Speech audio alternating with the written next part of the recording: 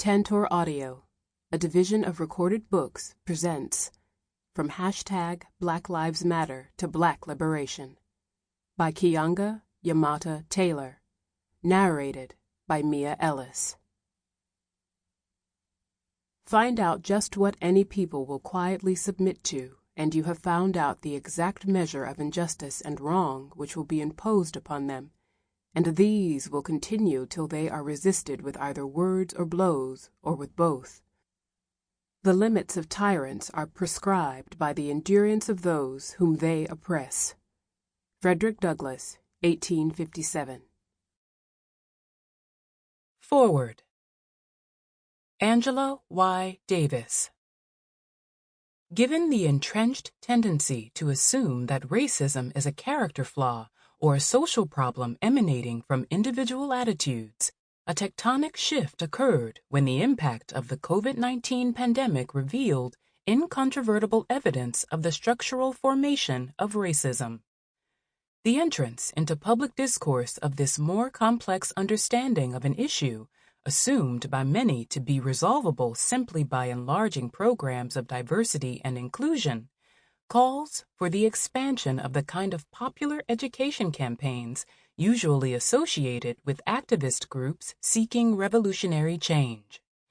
If we are to benefit from this historical conjuncture, Keeanga-Yamahtta Taylor is precisely the kind of theorist and educator we need in order to accomplish such a mass educational project. From Black Lives Matter to Black Liberation is the text that can guide us toward an intelligent engagement with structural racism and efficacious paths of resistance. The great value of this text is that, unlike many of the mainstream efforts to define structural or systemic racism, capitalism is not relegated to the margins or ignored altogether. In fact, this book pivots around Taylor's impressive facility to translate concepts drawn from the critique of the political economy of capitalism into popular terms that help us to comprehend the ways the culture of racism reflects its embeddedness in the country's foundational economic structures, as well as within its housing, educational, healthcare, and, of course, its carceral and policing institutions.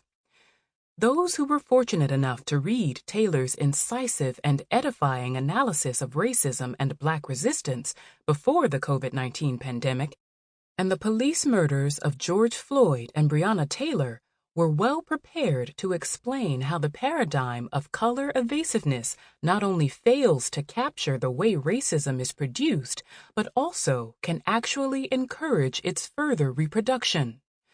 While Taylor was writing the first edition of this book, we were attempting to comprehend what was taking shape as a new phase of the Black movement. Many of us wondered whether this moment of protracted protests in Ferguson, Missouri, in response to the police murder of Mike Brown, would lead to the solidification of a new type of mass movement against racist state violence. What was new about this case was that the protests did not prove to be short-lived, as we had come to expect from past experiences of resistance to racist police killings. Rather, they continued for days and weeks and months. What was also remarkable about the Ferguson protests is that they quickly garnered international support, thanks in part to the response of Palestinian resistors who provided material assistance via social media by teaching the protesters in the U.S. how to avoid injuries from the tear gas, which, as they pointed out, was produced by the same company as the tear gas as the Israeli army used against them.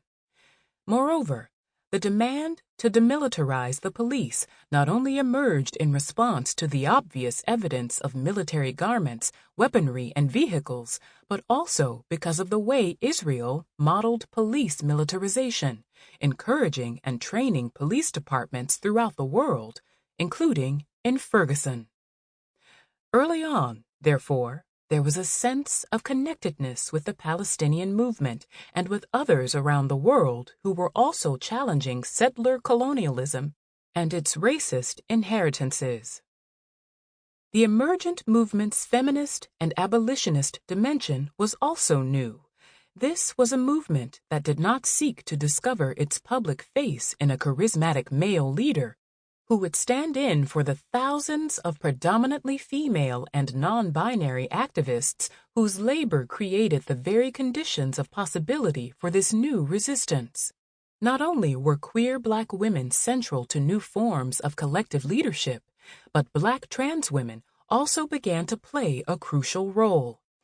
These new leadership paradigms demonstrated the extent to which strategies that were marginalized during earlier iterations of Black movements, Ella Baker's notion of collective leadership, for example, were given a new lease on life. As has been true of virtually all past Black movements, it was a movement for Black liberation, whose rank and file consisted of people of diverse racial and ethnic backgrounds. Among its abolitionist strategies was the explicit shifting of attention from the individual perpetrator to the racism inherent in the very structure of policing. I know that I speak for many people when I offer my gratitude to Keeanga-Yamahtta Taylor for her decision to write this book, given that it proved to be a great gift as we struggled to understand the very meaning of the Ferguson protests and specifically how Black Lives Matter was introducing a new era of organizing, movement building, and social justice-inflected research. However, no one could have predicted that under conditions of a global pandemic, a much broader receptivity to structural analyses of racism would be generated in response to the police murders of George Floyd and Breonna Taylor. This new edition will certainly help us as we develop our capacity to curate deeper, more expansive conversations about the radical transformations that are necessary in our struggle for emancipatory futures. Introduction: Black Awakening in Obama's America. I am not sad that Black Americans are rebelling. This was not only inevitable, but eminently desirable. Without this magnificent ferment among Negroes, the old evasions and procrastinations would have continued indefinitely. Black men have slammed the door shut on a past of deadening passivity. Except for the Reconstruction years, they have never in their long history on American soil struggled with such creativity and courage for their freedom. These are our bright years of emergence. Though they are painful ones, they cannot be avoided. In these trying circumstances, the Black Revolution is much more than a struggle for the rights of Negroes. It is forcing America to face all its interrelated flaws: racism, poverty, militarism, and materialism. It is exposing the evils that are rooted deeply in the whole structure of our society. It reveals systematic rather than superficial flaws, and suggests that radical reconstruction of society itself is the real issue to be faced. Today's dissenters tell the complacent majority that the time has come when further evasion of social responsibility in a turbulent world will court disaster and death. America has not yet changed because so many think it need not change, but this is the illusion of the damned. America must change because 23 million Black citizens will no longer live supinely in a wretched past. They have left the valley of despair. They have found strength in struggle. Joined by white allies, they will shake the prison walls until they fall. America must change. Martin Luther King, Jr., A Testament of Hope, 1969. Martin Luther King, Jr. wrote these words in the weeks before his assassination, while the eminently desirable Black rebellion rose in the streets of the United States, exposing the triumphalist rhetoric of the American dream as meaningless. While the United States may have been considered an affluent society, for the vast majority of African Americans, unemployment, underemployment, substandard housing, and police brutality constituted what Malcolm X once described as an American nightmare. Indeed, the relentless burden of those conditions would propel more than 500,000 African Americans, almost the same number of troops sent to fight in Vietnam, to rise up in the land of the free over the course of the 1960s. It is almost never useful to compare eras. It is even less useful to look at the past and say nothing has changed. But in King's words are painful continuities between the present and the past that remind us that, in some cases, the past is not yet past. Over the course of 10 months, spanning from the summer and fall of 2014 into the winter and spring of 2015, the United States was rocked by mass protests led by African Americans in response to the police murder of a young black man, Michael Brown. In the summer heat of August, the people of Ferguson, Missouri, rose up and brought the world's attention to the crisis of racist policing practices in the United States. 8 months later, some 40 miles from the nation's capital, the city of Baltimore exploded in fury at the police killing of young Freddie Gray. King's words could easily describe the emergence of this protest movement. What began as a local struggle of ordinary black people in Ferguson, who for more than 100 days slammed the door shut on deadening passivity in the pursuit of justice for Brown, has grown into a national movement against police brutality and daily police killings of unarmed African Americans. It is no exaggeration to say that the men and women in blue patrolling the streets of the United States have been given a license to kill and have demonstrated a consistent propensity to use it. More often than not, police violence, including murder and attempted murder, is directed at African Americans. Take Philadelphia, the birthplace of American democracy, but also home to one of the most brutal police departments in the country.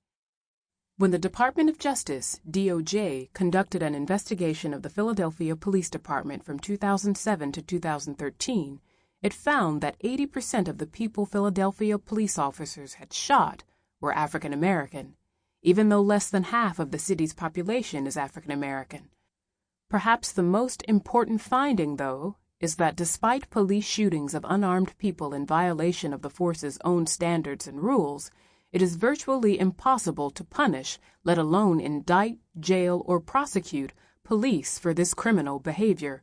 For example, in Philadelphia, of 382 shootings by police, only 88 officers were found to have violated department policy. In 73% of those cases, there was no suspension or termination. It should go without saying that police murder and brutality are only the tip of the iceberg when it comes to the U.S. criminal justice system.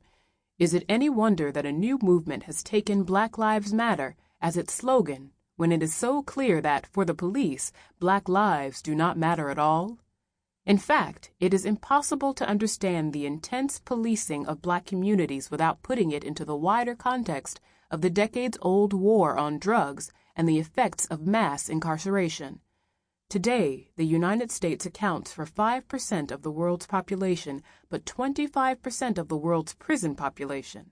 There are more than 1 million African Americans in prison because black people are incarcerated at a rate 6 times that of whites. The systematic over-imprisonment of black people, and black men in particular, has conflated race, risk, and criminality to legitimize close scrutiny of black communities as well as the consequences of such scrutiny. As Michelle Alexander has pointed out in her book, The New Jim Crow, the imprisonment of black men has led to social stigma and economic marginalization, leaving many with few options but to engage in criminal activity as a means of survival. When white men with criminal records are as likely to be hired as black men with no criminal records, one can only imagine the slim prospects for legitimate work for black men returning from jail and prison. The entire criminal justice system operates at the expense of African American communities and society as a whole. This crisis goes beyond high incarceration rates. Indeed, the perpetuation of deeply ingrained stereotypes of African Americans as particularly dangerous, impervious to pain and suffering, careless and carefree, and exempt from empathy, solidarity, or basic humanity is what allows the police to kill black people with no threat of punishment. When Ferguson police officer Darren Wilson gave grand jury testimony about his engagement with Mike Brown, he sounded as if he were describing an altercation with a monster, not an 18-year-old. Even though Wilson and Brown were the same height, Wilson said he felt like he was being tossed around like a rag doll, and that if Brown were to punch him in the face, it would be fatal. Wilson went on to describe Brown as a demon who made grunting noises before inexplicably deciding to attack a police officer who had already shot him once and was poised to do so again. Wilson attributed superhuman strength to Brown, whom he described as running through a hail of bullets, leaving Wilson with no alternative but to keep shooting. It is an unbelievable story that hinges on the complete suspension of belief in Brown's humanity, his literal humanness. The United States is often referred to these days as a colorblind or postracial society, where race may once have been an obstacle to a successful life. Today, we are told race does not matter. Racial discrimination, sanctioned by law in the South and custom and public policy in the North over much of the 20th century, caused disparities between blacks and whites in employment, poverty, housing quality, and access to education. But in the aftermath of the black freedom struggles of the 1960s, removing race from the law and shifting attitudes regarding race were supposed to usher in a new period of unfettered black success and achievement.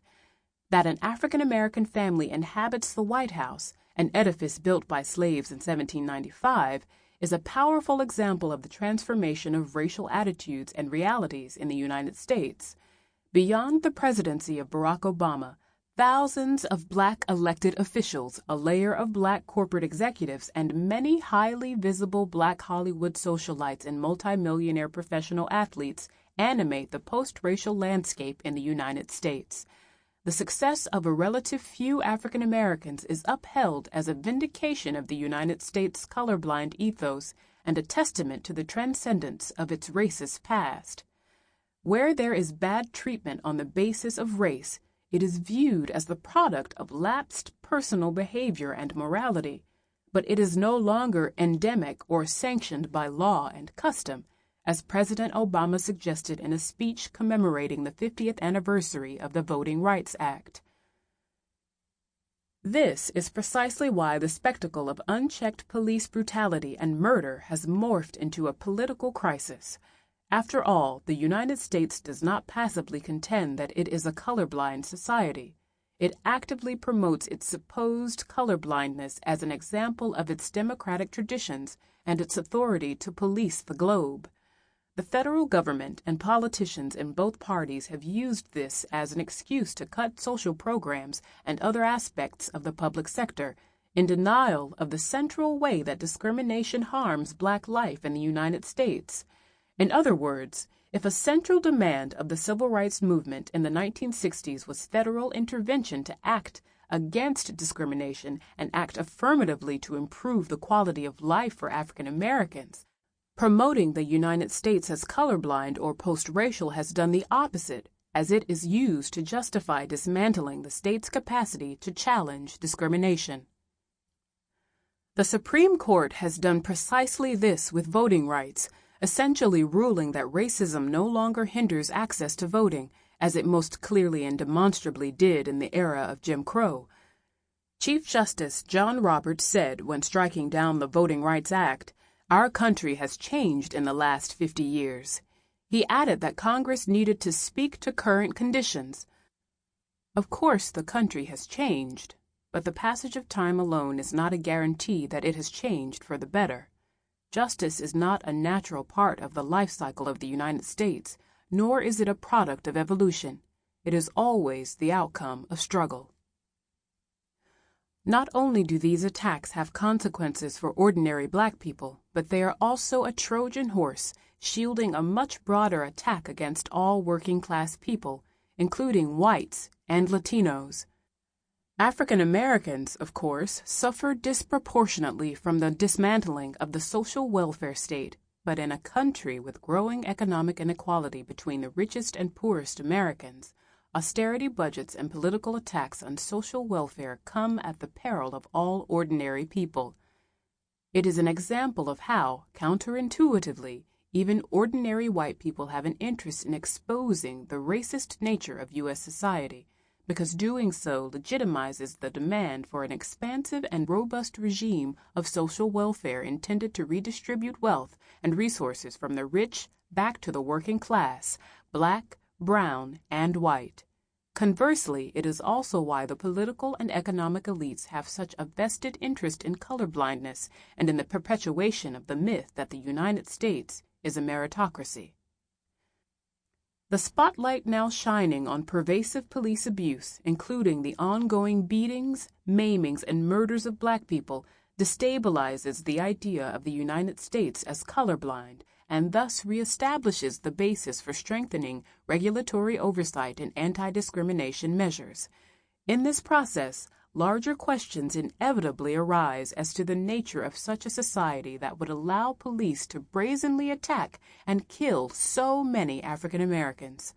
This is why the persisting issue of police violence is so explosive, especially in this particular historical moment of supposed colorblindness and the height of black political power. Indeed, an African American president, attorney general, and Philadelphia police chief have led the national discussion on police reform. Yet, as near daily reports on police brutality and murder fill the airwaves, this unprecedented display of black political power appears to mean very little in the lives of ordinary black people who wield almost no power at all. Two black societies, separate and unequal. How do we explain the rise of a black president, along with the exponential growth of the black political class and the emergence of a small but significant black economic elite, at the same time as the emergence of a social movement whose most well-known slogan is both a reminder and an exhortation that black lives matter? Examples of black ascendants have been used to laud the greatness of the United States, as Obama echoed when he claimed that, "For as long as I live, I will never forget that in no other country on earth is my story even possible." At the same time, black poverty, imprisonment, and premature death are widely seen as the products of black insolence and lapsed personal responsibility. In reality, these divergent experiences are driven by deep class differences among African Americans that have allowed for the rise of a few, while the vast majority languishes in a despair driven by the economic inequality that pervades all of American society. Here, as in the rest of the world, the neoliberal era of free market reform, the rollback of social spending, and cuts in taxes for corporations and the wealthy have produced social inequality on a scale unseen since at least the 1920s. As the Occupy movement of 2011 pointed out, the wealthiest 1% of the population controls 40% of the wealth. From 1978 to 2013, CEO compensation, adjusted for inflation, increased 937% compared to the anemic 10% growth in a typical worker's compensation over the same period. As always, economic privation and social inequality have a disproportionate impact on Black America. In fact, the gap between rich and poor is even more pronounced among blacks than among whites. The richest whites have 74 times more wealth than the average white family. But among African Americans, the richest families have a staggering 200 times more wealth than the average black family. African Americans make up 1.4%, about 16,000 of the 14 million black families in the United States, of the richest 1% of Americans. Each of those families' net worth averages $1.2 million in comparison to $6,000 for the average black family. These class differences influence the ways in which they experience the world and the political conclusions they draw from those experiences. Class differences have always existed among African Americans, but the pall of legally instituted racism in an earlier era essentially tethered blacks together into a black community. Today, the absence of formal barriers to black economic and political achievement has allowed for more differentiation among African Americans and has frayed notions of community This does not mean that Black elites can transcend racism altogether. The Black elite is much smaller than the white elite. Its members have greater debt and less overall net worth compared to rich whites. But it does mean that, in general, they experience racial inequality differently compared to poor and working-class African Americans and draw different conclusions about what these experiences mean. For example, a Pew Research Center poll conducted in 2007 showed that 40% of African Americans say that because of the diversity within their community, Blacks can no longer be thought of as a single race. Additionally, 61% of Blacks believe that the values held by middle-class Black people and the values held by poor Black people have become more different. Well-educated Blacks are more likely than Blacks with less formal education to say that the values gap within the Black community has widened over the last decade. Finally, low-income African Americans, according to the poll, suggest that the perception of differences over values and identity among Blacks is felt most strongly by those Blacks at the lower end of the socioeconomic spectrum.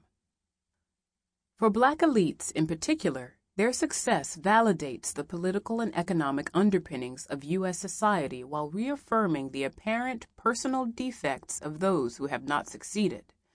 Blaming Black inequality on Black people is not a new development, but the social movements of the 1960s made powerful structural critiques of Black poverty and deprivation as products of a society that, for much of its existence, thrived on the oppression and exploitation of African Americans. Black revolutionary Stokely Carmichael and social scientist Charles Hamilton coined the phrase institutional racism in their book, Black Power. The term was prescient, anticipating the coming turn toward colorblindness and the idea that racism was only present if the intention was undeniable. Institutional racism or structural racism can be defined as the policies, programs, and practices of public and private institutions that result in greater rates of poverty, dispossession, criminalization, illness, and ultimately mortality of African Americans. Most importantly, it is the outcome that matters, not the intentions of the individuals involved. Institutional racism remains the best way to understand how Black deprivation continues in a country as rich and resource-filled as the United States. This understanding is critical to countering the charges that African Americans are largely responsible for their own predicament.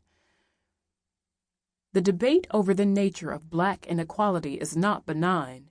It has deep political implications for the nature of American society more generally. The focus on Black culture as the source of Black inequality was never born out of hatred of Black people. Its function is to explain the Black experience as something that exists outside of the American narrative of unimpeded social mobility, the pursuit of happiness and equality for all, a way to exonerate the American system while simultaneously implicating African Americans in their own hardships. However, any serious interrogation of the history of Black life in the United States upends all notions of American exceptionalism. After slavery, the popular explanations for Black poverty and marginalization drifted between biology and culture, but the ideas of free enterprise and American democracy, with contradictions, have never seriously been interrogated. The Civil Rights Movement and the Black Power Rebellion unfolding over the course of the 1960s pushed institutional racism, as opposed to Black cultural and familial practices, to the forefront as the central explanation for Black inequality. This was amplified by a commission's report based on the findings of a federal investigation into the causes of civil disorder throughout the 1960s. The Kerner Commission report plainly stated that white racism was responsible for Black poverty. White society created it, white institutions maintain it, and white society condones it. The complicity of the state itself in the subjugation of Black life legitimized the right of Blacks to demand that the state intervene and undo what it had played a clear role in creating. But this demand was only enforceable when the movement was on the streets. As the movement receded in the 1970s and as a bipartisan... Sample complete. Ready to continue?